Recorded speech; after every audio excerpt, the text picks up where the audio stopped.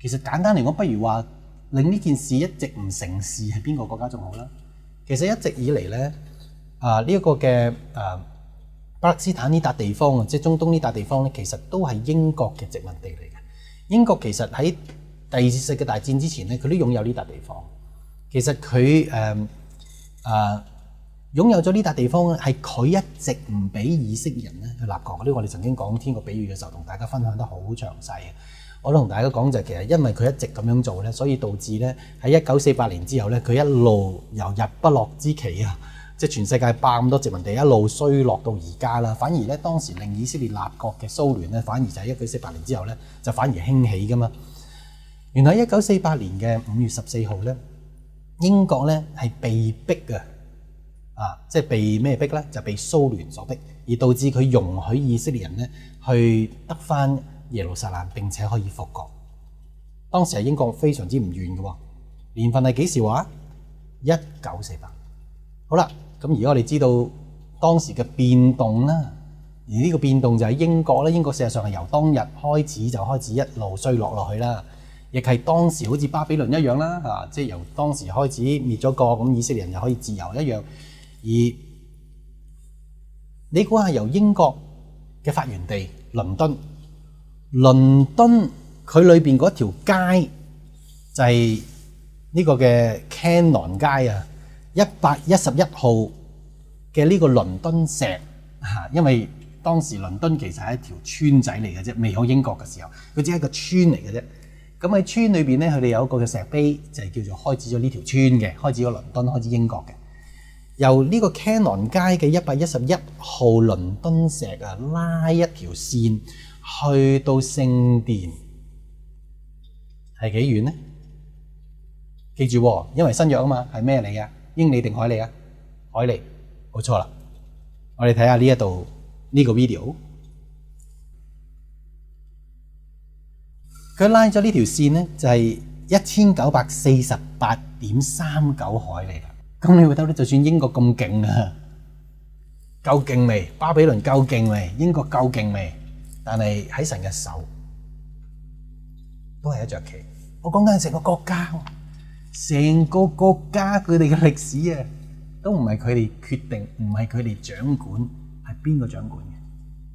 但係在座咁多位，有好多你唔認識呢個神，甚至到而家翻嚟呢間教會聚會之前，你甚至覺得邊個先至係神咯？你究竟認唔認識呢個神？究竟喺呢個神嘅面前，你一生裏邊作出咩回應？神創造呢個世界，創造歷史，將我哋人生嘅舞台 set 好，但係我哋係點樣度過我哋一生？我哋度過就好似自欺欺人咁話，世界冇神。而家我相信你聽完呢一篇信息，你覺得所有嗰啲個世界冇神，一定係傻噶，直情係傻嘅，係自欺欺人。呢個世界係有神噶，而並且佢仲係嗰一位寫聖經嘅神，係嗰一位喺舊約稱為耶和華建立聖殿嘅神，係嗰一位喺新約嘅時候派主耶穌嚟呢個世界去開始咗人類嘅救贖嘅嗰一位神。你對佢做過啲乜嘢？你一生當中除咗褻瀆佢，你仲做過啲乜嘢？我想問你一句就係：你預備好見佢未咧？如果未嘅話，今日係一個好嘅機會，你要預備。喺今次呢一段嘅信息咧，裏邊拉線嗰啲咧，除咗弟兄姊妹可以自己去喺 Google Earth 自己去學啦嚇，可以試啦嚇之外咧，其實教會將會錄咗呢啲嘅 video 咧，俾你哋可以喺網上或者喺自己 notebook 度啊，或者 PC 啊播翻俾人睇，去同人傳福音嘅嚇。咁我哋再睇多一段嘅經文，以西結書第38章第12節。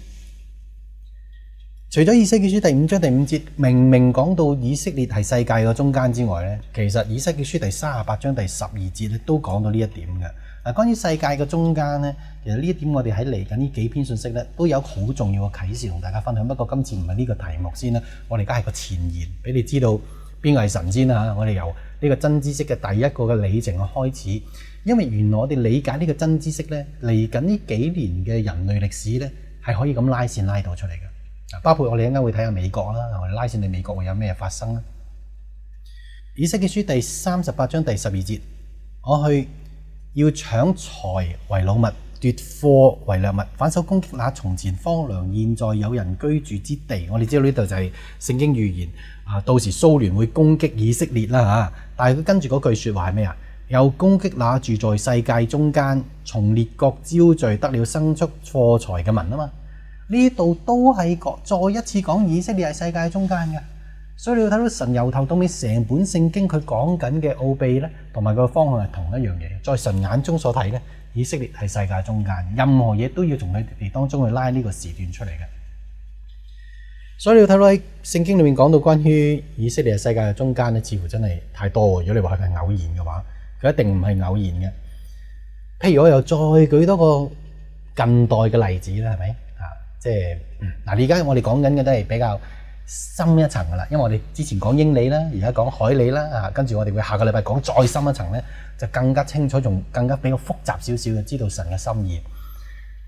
喺呢個比較顯淺嘅海里當中，我哋講到一個法國。OK， 法國好出名就係拿破崙啦。點解你話拿破崙同以色列有咩關係？當然有啦，因為咧喺主後1798年咧，拿破崙咧當時咧佢戰無不勝啦嚇，佢得咗呢個巴勒斯坦地。咁但係當拿破崙你得任何一笪地方咧，佢不嬲有一個嘅政綱嘅做法嘅，就係咩咧？佢自己嘅做法就係拿破崙一定係咁樣嘅。佢打到每一笪地方之前咧，佢會研究嗰笪地方嘅歷史文物啊，研究佢哋嘅政治啊，佢研究佢哋嘅復國主義啊。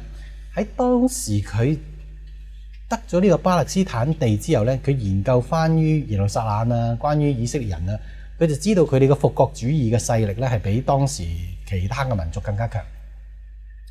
所以咧喺1798年咧，拿破崙就係得咗呢笪地方之後咧，佢第一個行動啊就係將聖路姆士啊呢一啲嘅勢力全部剷除先啊，然後咧喺當年就開始俾以色列人咧去建立佢哋嘅會堂啊。而實際上當時拿破崙嘅400架戰船、25000嘅軍隊，導致當時嘅以色列人相信拿破崙就係但以理書第11章第40節裏邊所講嘅北方嘅王。咁而按住拿破崙嘅政綱咧，佢做完呢樣嘢之後咧，佢就喺以色列人逾越節嘅第一日，當年嘅逾越節嘅第一日，就係1799年嘅4月20號，又係好準確噶啦，主後好準確嘅年月日。拿破崙咧宣布巴勒斯坦係以色列嘅屬地，並且咧拿破崙甚至係藉着佢哋巴黎公佈咧，即係巴黎嗰份報紙啊，巴黎公佈去宣佈咧，拿破崙咧係宣稱巴勒斯坦係以色列嘅屬地，並且邀請以色列人咧聯合成為佢哋嘅軍隊，一齊去讓以色列能夠喺巴勒斯坦復國。記住我正話我講嘅年月日係乜嘢啊？有指定年月日嘅喎，有報紙記載嘅喎，巴黎公佈就係1799年4月20號。好啦，跟住我哋睇呢一段嘅 video 啦。呢段嘅 video 就係如果我哋由聖殿一路量度去到法國巴黎市中心嘅 City Island 係幾多海里呢？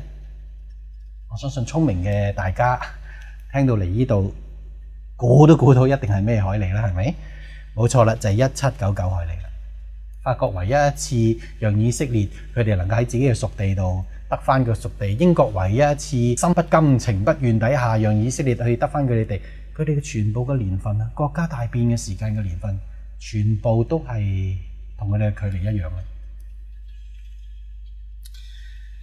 我相信去到呢度，大家都肯定咗邊個係神啦啩？起碼唔係你係咪？亦唔係我啦，係咪？我哋邊有咁偉大可以做到咁樣啊？直情好似將世界好似係指掌之間，好似一個遊戲一樣。但係你睇下聖經裏面記載神能夠做到嘅嘢，佢有冇做到啊？佢有做到。並且隱藏咗喺呢個秘密。每一次啟示錄變動嘅時候，以色列亡國嘅時候，我哋都見到人拉繩。但係既然佢能夠做到呢個程度，按住呢本聖經佢講，所有唔信佢人都落地獄。你估佢做唔做到呢？你估下佢做唔做到？你夠唔夠膽搏？佢做唔到啦。